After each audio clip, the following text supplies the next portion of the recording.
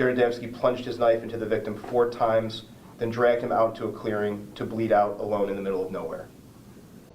Police say it happened just before midnight in a wooded area near Heltz Road in the Lakeview section of Hamburg. The 3 girls dropped off the guys in a wooded area there. The guys got out of the car and waited in the wooded area, and then the 3 girls went and picked up the victim at a different location and then brought him back to the location where they allegedly had dropped off the boys. Once the victim got out of the car, the 3 boys now came out of the woods and came at the victim. Police say the women allegedly picked up Benoit, the victim, in their car, lured him towards the woods where he was assaulted, first with a punch, and then he was allegedly stabbed in that car.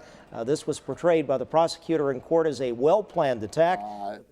One of the 3 boys allegedly punched the victim as he was trying to scramble back into the vehicle, presumably for safety. Another one of the young men, not the puncher, then allegedly got in the vehicle, and then inside the vehicle allegedly stabbed the victim inside the vehicle. The body was then allegedly left in the vicinity. 3 boys and 3 girls then took off in the vehicle back to an apartment there in Hamburg, New York. Adamski, who was again charged with first-degree manslaughter. The manslaughter charge is defined as an intent to cause serious physical injury that results in the death.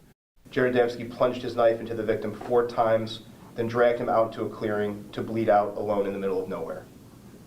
All of them then sped away. The 5 others involved, technically charged as accomplices with second-degree assault. Can you comment on the premeditated aspect of this and the planning involved? Again, the alleged planning aspect of this was just to kind of rough him up. Just to beat him up. Why were the 5 individuals who were allegedly part of this but did not take part in the actual stabbing, why are they only charged with assault under the accomplice liability theory and not the manslaughter? The answer to that question is that the evidence that we have right now only proves the assault accomplice liability theory beyond a reasonable doubt in a court of law.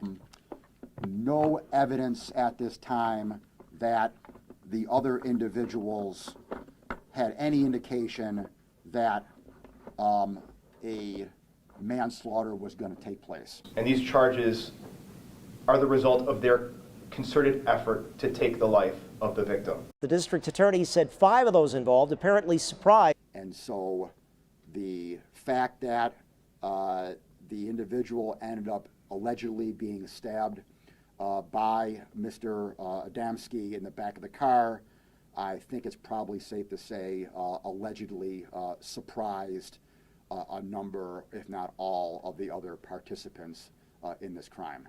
20-year-old Harrison Drozen, 22-year-old Connor Crone, 19-year-old Kaylee Skivic-Shue, 18-year-old Larissa Smith, and 20-year-old Alexis Dean.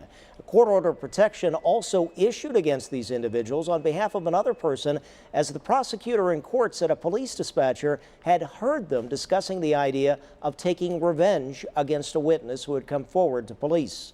Allegedly, a police dispatcher heard the defendants talking amongst themselves, making threats against this witness. Okay.